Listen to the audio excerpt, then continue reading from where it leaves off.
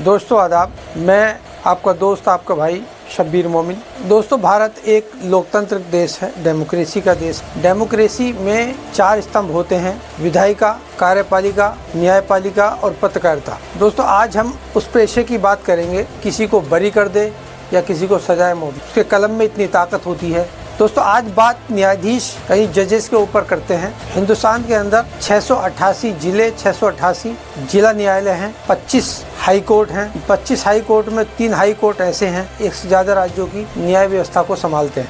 एक supreme court है। High court से, जिला न्यायालय से हाई कोर्ट में मुकदमा जाता है और हाई कोर्ट से मुकदमा फिर सुप्रीम कोर्ट में जाता है। और सुप्रीम कोर्ट में अगर किसी अपराधी को सजाए मौत हो जाती है तो वो फिर दया याचिका राष्ट्रपति के पास डालता है। राष्ट्रपति को ये पावर होती है कि उसकी फांसी की सज़ा को वो उम्र कैद में तब्दील कर सकता है। दोस्तों, आज हम जिक्र करेंगे भारत के मुख्य न्यायाधीश CJI DY चंद्रचूड़ का। भारत के मुख्य न्यायाधीश धनंजय यशवंत चंद्रचूड़ की ज़िंदगी को देखें तो उनकी ज़िंदगी उतार चढ़ाव से भरपूर रही है।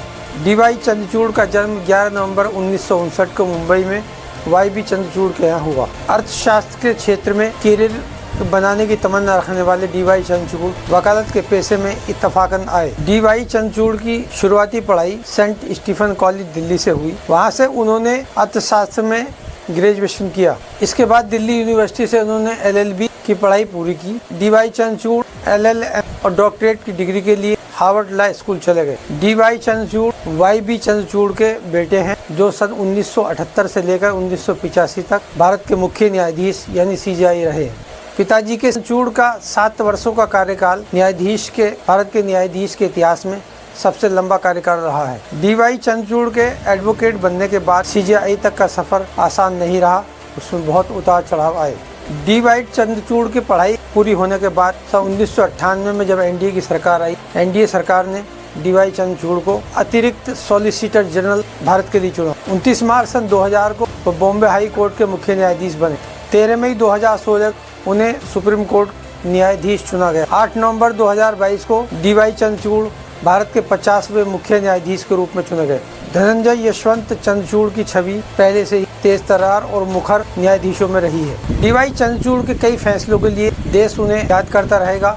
DY चंद्रचूड़ के कई फैसले ऐसे आए हैं जो हैरान करने वाले और चौंकाने वाले भी रहे। मोदी सरकार ने कई बार उनके फैसले को अध्यादेश लाकर पलट भी दिया था, लेकिन उसके बावजूद DY चंद्रचूड़ ने लगातार मुख्य न्यायाधीश के पद पर रहते हुए कई ऐतिहासिक फैसले सुनाए। उनके कई फैसलों की बात करें तो एक बार उन्होंने अपने पिताजी YB चंद्रचूड़ के एक फैसले को गलत ठहराते हुए उसे पलट दिया था। दरअसल ये फैसला सन 1975 में इंदिरा गांधी के द्वारा लगाए गए आपातकाल से लेकर जुड़ा था। फैसला सुनाने के बाद DY चंद्रचूड़ सुर्खियों में आ गए। अब बात करते हैं DY चंद्रचूड़ के कुछ निजी जीवन की। DY चंद्रचूड़ ने अपने जीवन में 2 शादियाँ की। पहली पत्नी रश्मि, जिनकी 2007 में कैंसर के कारण मौत हो गई थी। दूसरी शादी 2008 में उन्होंने कल्पना दास नाम की महिला से की, जो खुद भी पेशे से कानून के पेशे में है और नामी गिरामी वकील रही है। DY चंद्रचूड़ ने एक इंटरव्यू को देते हुए बताया कि जब उनकी पत्नी रश्मि कैंसर से जूझ रही थी, अस्पताल में भर्ती थी, उस वक्त वो अपनी पत्नी की स्वयं खुद ही देखभाल करते थे। कोर्ट जाते थे, कोर्ट के बाद हॉस्पिटल जाना होता था। 2007 में पत्नी रश्मि के इंतकाल के बाद 2008 में एक और उन्हें बड़ा झटका लगा।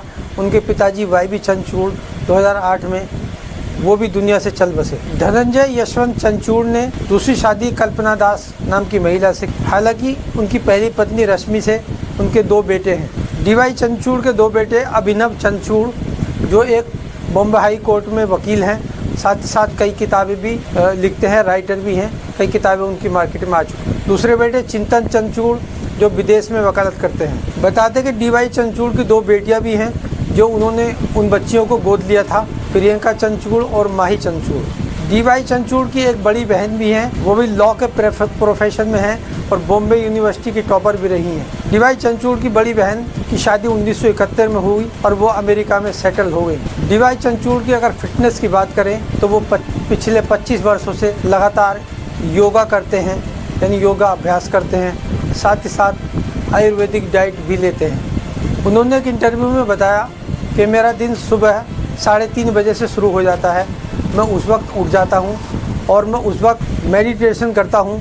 उस वक्त वातावरण शांत होता है, स्वच्छ होता है, अच्छा होता है। धनंजय यशवंत चंद्रचूड़ ने बताया, मेरी पत्नी कल्पना दास मेरी अच्छी दोस्त हैं और हम दोनों आयुर्वेदिक डाइट लेते हैं। दोस्तों, किसी देश न्याय प्रक्रिया, किसी देश का अपराध वहाँ की न्याय व्यवस्था के ऊपर टिका होता है। अगर न्याय व्यवस्था किसी देश की अच्छी होती है, जैसे कि आप देखते हैं, जानते हैं, समझते हैं कि खाड़ी देशों में अगर कोई अपराध करता है तो वहाँ उसे सज़ा 1 महीने के अंदर उसे सज़ा मिल जाती है, मोस्टली 1 हफ्ते के अंदर ही उसे सज़ा मिल जाती है। इससे अपराधी अपराध करने से बहुत डरता है, 100 बार सोचता है। अपराध को रोकने में कानून का सख्त होना, कानून का सही समय पर न्याय मिल जाना, ये अपने आप में बड़ी बात है। दोस्तों, न्याय व्यवस्था जिस देश की बहुत अच्छी होती है उस देश में अपराध नहीं होते और वहीं पर तरक्की होती है। हम भी आशा करते हैं कि हमारा देश खूब तरक्की करे, हमारा देश फिर से महान बने, फिर से चुप होने की चिड़िया बन जाए। दोस्तों, जानकारी आपको कैसे लगी? हमें आपकी राय का, कमेंट्स का इंतज़ार रहेगा। आपसे गुजारिश है कि चैनल को सब्सक्राइब करें। जय हिंद, जय भारत।